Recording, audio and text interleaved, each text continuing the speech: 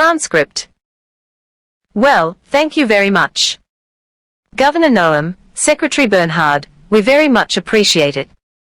Members of Congress, distinguished guests, and a very special hello to South Dakota.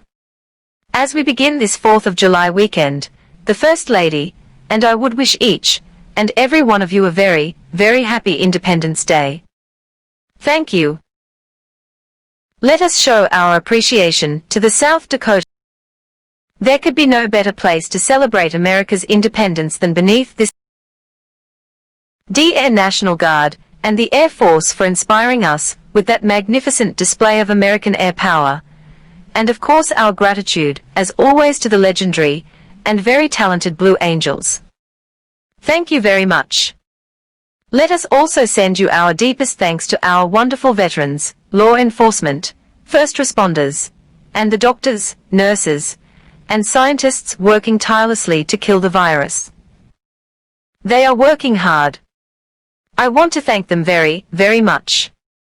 We're grateful as well to your state's congressional delegation. Senator John Thune. John, thank you very much. Senator Mike Rounds. Thank you, Mike. And Dusty Johnson, Congressman. Hi, Dusty. Thank you. And all others with us tonight from Congress, thank you very much for coming. We appreciate it. There could be no better place to celebrate America's independence than beneath this magnificent, incredible, majestic mountain and monument to the greatest Americans who have ever lived.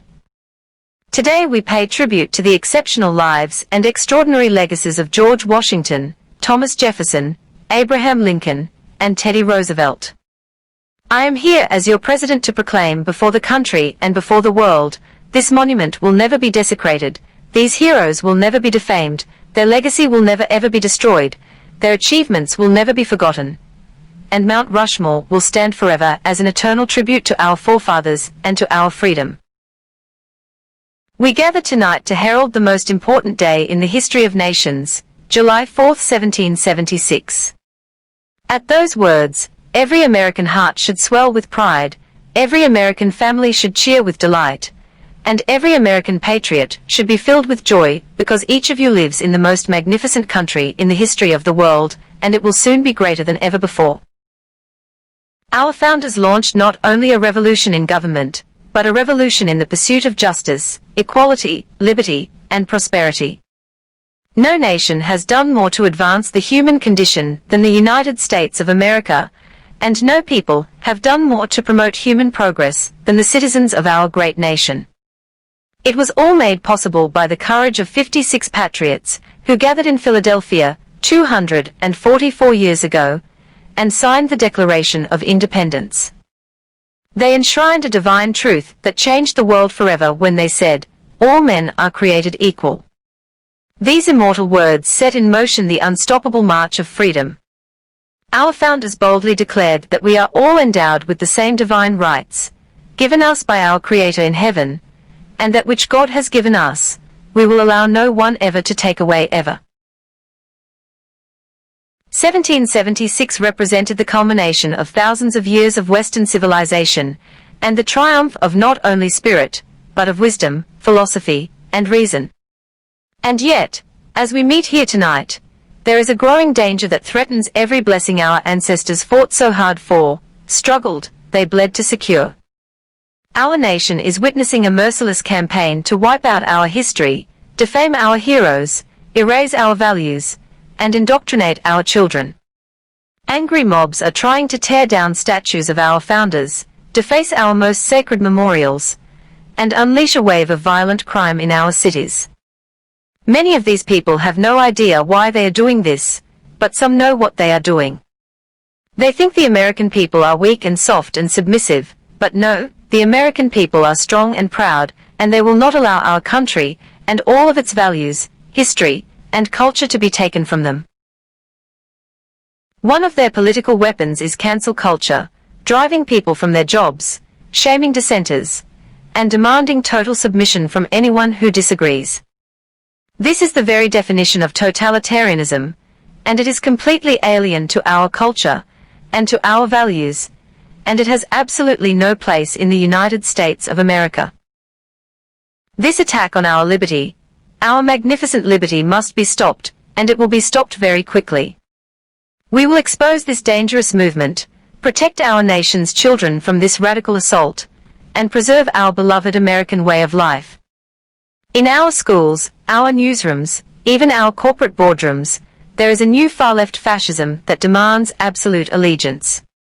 If you do not speak its language, perform its rituals, recite its mantras, and follow its commandments, then you will be censored, banished, blacklisted, persecuted, and punished.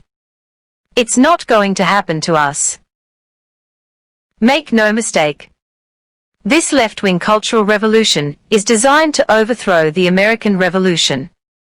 In so doing, they would destroy the very civilization that rescued billions from poverty, disease, violence, and hunger, and that lifted humanity to new heights of achievement, discovery, and progress. To make this possible, they are determined to tear down every statue, symbol, and memory of our national heritage. That's very true, actually. That is why I am deploying federal law enforcement to protect our monuments, arrest the rioters, and prosecute as offenders to the fullest extent of the law. I am pleased to report that yesterday, federal agents arrested the suspected ringleader of the attack on the statue of the great Andrew Jackson in Washington, D.C., and in addition, hundreds more have been arrested. Under the executive order I signed last week pertaining to the Veterans Memorial Preservation Memorial and Recognition Act and other laws, people who damage or deface federal statues or monuments will get a minimum of 10 years in prison, and obviously that includes our beautiful Mount Rushmore. Our people have a great memory. They will never forget the destruction of statues and monuments to George Washington, Abraham Lincoln, Ulysses S. Grant, abolitionists, and many others. The violent mayhem we have seen in the streets and cities that are run by liberal Democrats in every case is the predictable result of years of extreme indoctrination and bias in education, journalism, and other cultural institutions. Against every law of society and nature, our children are taught in school to hate their own country and to believe that the men and women who built it were not heroes, but that were villains. The radical view of American history is a web of lies. All perspective is removed, every virtue is obscured, every motive is twisted, every fact is distorted, and every flaw is magnified until the history is purged and the record is disfigured beyond all recognition. This movement is openly attacking the legacies of every person on Mount Rushmore. They defiled the memory of Washington, Jefferson, Lincoln, and Roosevelt. Today we will set history and history's record straight.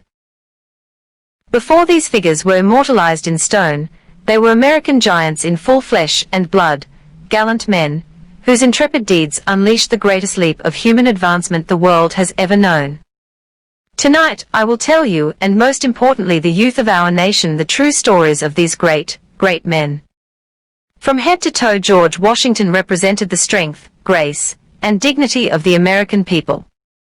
From a small volunteer force of citizen farmers, he created the Continental Army out of nothing and rallied them to stand against the most powerful military on earth. Through 8 long years, through the brutal winter at Valley Forge, through setback after setback on the field of battle, he led those patriots to ultimate triumph.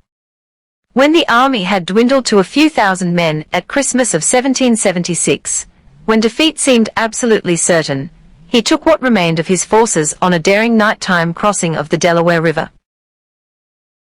They marched through 9 miles of frigid darkness, many without boots on their feet, leaving a trail of blood in the snow. In the morning, they seized victory at Trenton after forcing the surrender of the most powerful empire on the planet at Yorktown. General Washington did not claim power, but simply returned to Mount Vernon as a private citizen. When called upon again, he presided over the Constitutional Convention in Philadelphia and was unanimously elected our first president. When he stepped down after 2 terms, his former adversary, King George, called him the greatest man of the age. He remains first in our hearts to this day, for as long as Americans love this land, we will honor and cherish the father of our country, George Washington. He will never be removed, abolished, and most of all, he will never be forgotten.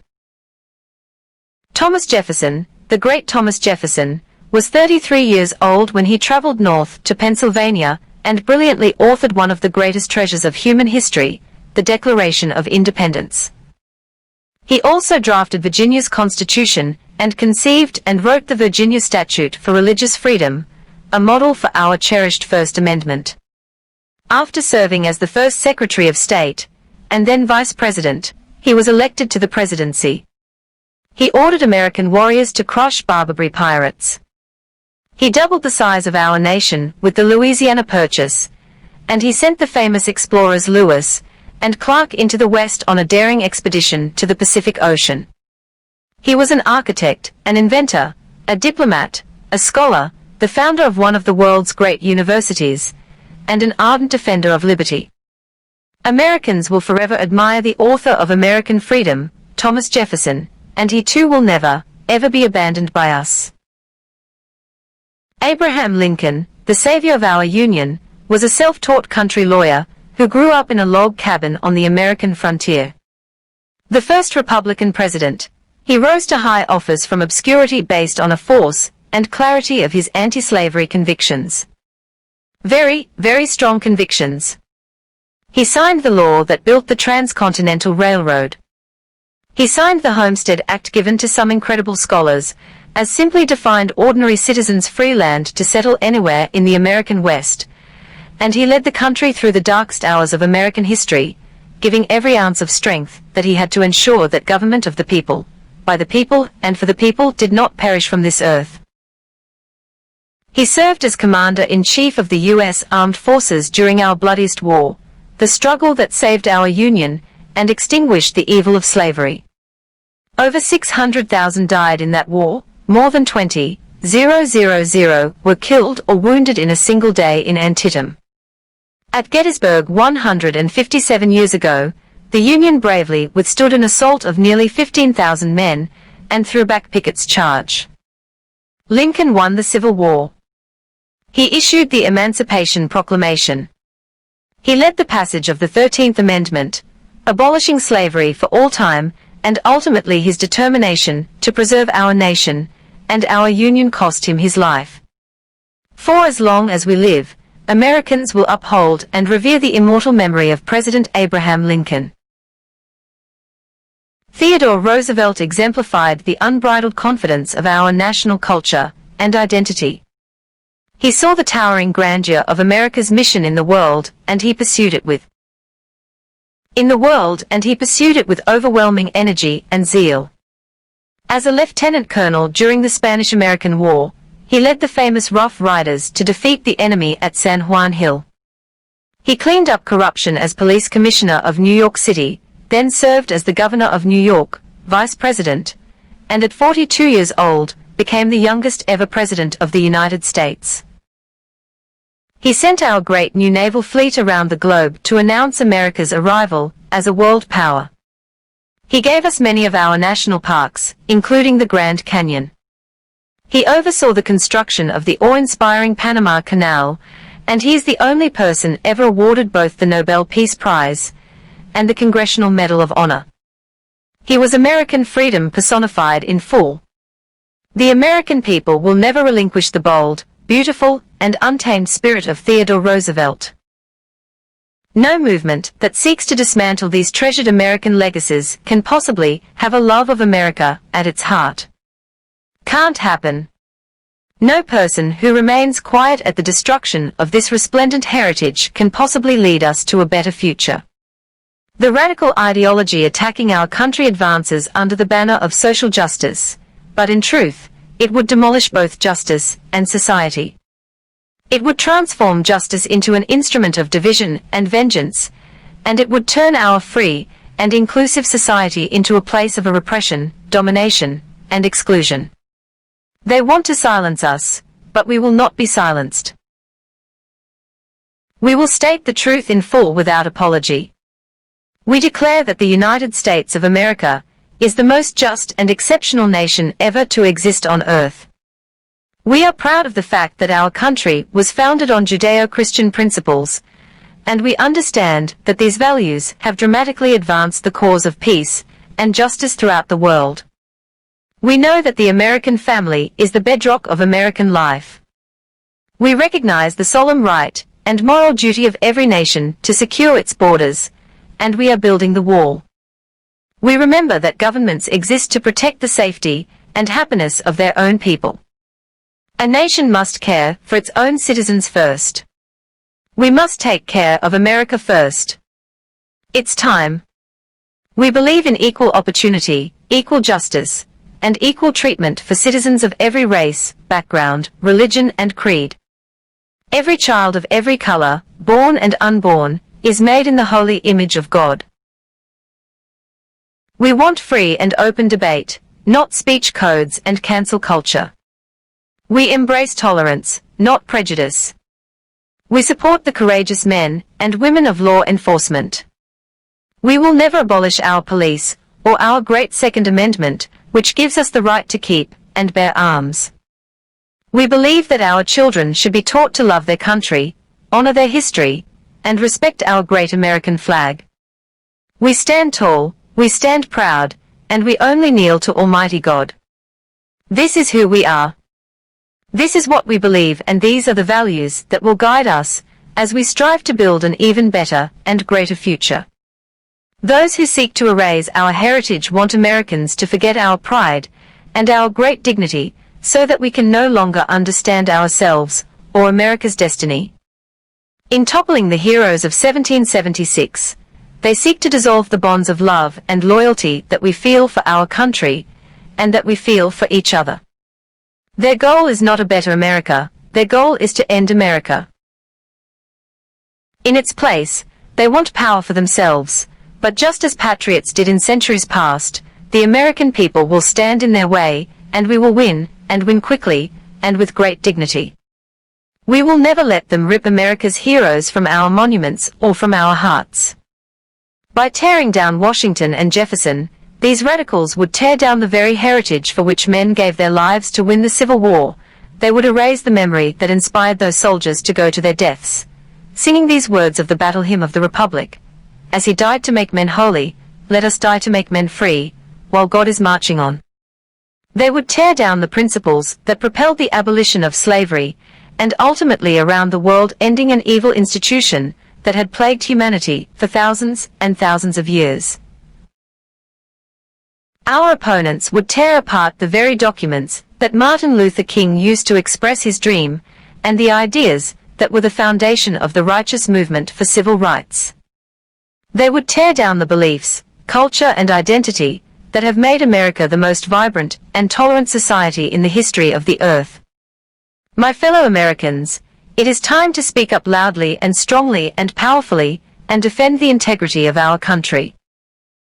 It is time for our politicians to summon the bravery and determination of our American ancestors. It is time. It is time to plant our flag and to protect the greatest of this nation, for citizens of every race in every city in every part of this glorious land.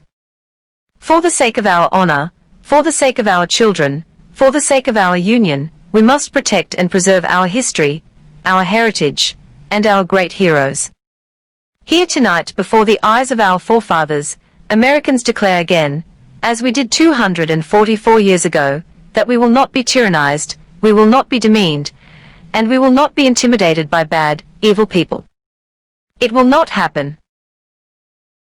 We will proclaim the ideals of the Declaration of Independence, and we will never surrender the spirit, and the courage, and the cause of July 4, 1776. Upon this ground, we will stand firm and unwavering. In the face of lies meant to divide us, demoralize us, and diminish us, we will show that the story of America unites us, and we will show that the story of America unites us, inspires us, includes us all, and makes everyone free. We must demand that our children are taught once again to see America, as did Reverend Martin Luther King, when he said that the founders had signed a promissory note to every future generation. Dr. King saw that the mission of justice required us to fully embrace our founding ideals.